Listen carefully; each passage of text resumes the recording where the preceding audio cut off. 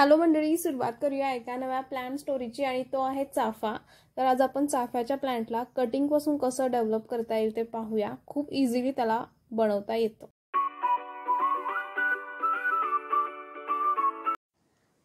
तर आज आपण चाफा जो असतो हा देव चाफा आहे, तर त्याची कटिंग कशी बनवता येईल ते पाहूयात।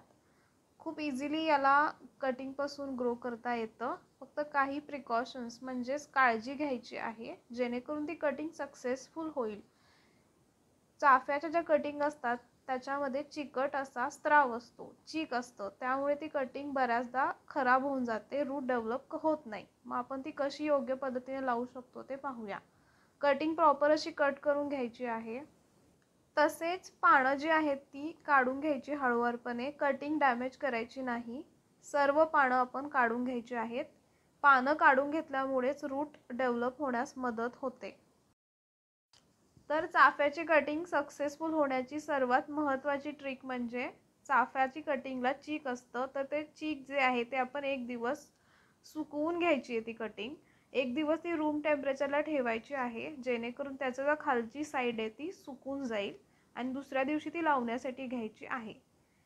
हे फार महत्त्वाचं असतं चाफ्याच्या कटिंगच्या बाबतीत। असं ते सुकल्यानंतर तुम्ही ते पॉटिंग मिक्सचर मध्ये लावायचं आहे, तेव्हाच ती कटिंग सक्सेसफुल होते आणि रूट डेव्हलप होतात। तर नर्सरी बॅग घ्यायची आहे। पॉटिंग मीडियम साठी मी वापरलंय बागकामाची माती आहे आणि थोडी वाळू आहे। दोन्हींचं समप्रमाण वापरलंय मी। थोडं वेल ड्रेन सॉइल मिक्सचर लागतं चाफ्याच्या कटिंग साठी। पाणी दिलं की झिरपून जाणं महत्त्वाचं आहे। इक्वल घ्यायचं तुम्ही, माती आणि वाळू ही समप्रमाणात घ्यायची। तसेच रूटिंग हार्मोन घ्यायचं आहे। मी हळद वापरणार आहे। पाण्यात थोडी कटिंग डीप करून घ्यायची हळद चिटकण्यासाठी। तर होल करून घ्यायचं आणि आपली कटिंग जी आहे ती त्याच्यात प्लेस करून घ्यायची आहे। प्रॉपर ती लावून घ्यायची त्या मातीच्या मिश्रणामध्ये। तर दुसरी कटिंग सुद्धा सेम प्रोसेसने लावून घ्यायची आहे।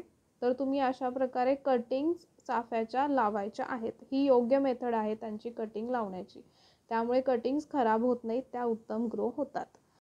तर कटिंग्सना ग्रो होण्यासाठी योग्य प्रमाणात सूर्यप्रकाश मिळेल अशा ठिकाणी त्या ठेवायच्या आहेत। त्यांना पाणी द्यायचं आणि 3 ते 4 तासांचं ऊन त्यांना मिळेल अशा ठिकाणी ते ठेवायचं आहे। डायरेक्ट सनलाइट मध्ये नाही ठेवायच्या, एखाद्या झाडाच्या सावलीत तुम्ही ठेवू शकता। तर प्लांट अपडेट आहे, साधारण 3 ते 4 महिन्यानंतर प्लांट असं छान डेव्हलप होतं। खूप छान त्याला स्प्राउटिंग आलेत पाहू शकताय आणि हे दुसरं प्लांट तर खूप छान डेव्हलप होतंय। तर तुम्ही हे कुंडीमध्ये रिपोर्ट करू शकता किंवा जमिनीमध्ये। तर चाफ्याची जी कटिंग आहे ती फेब्रुवारी-मार्च महिन्यामध्ये जर तुम्ही प्रयत्न करत असाल तर ती सक्सेसफुली ग्रो होते, कारण ते अनुकूल वातावरण असतं। त्या कटिंगची डेव्हलपमेंट जी आहे ती चांगली होते। तसेच तुम्ही कोणत्याही कंटेनरमध्ये, छोट्या कुंडीमध्ये किंवा नर्सरी बॅगमध्ये कटिंग ग्रो करू शकताय। तर त्या 2 कुंडीमधल्या ज्या कटिंग्स आहेत त्या आम्ही मार्च-एप्रिल महिन्यामध्ये ग्रो केलेल्या आहेत। खूप सुंदर त्याचं प्लांट तयार झालेलं आहे।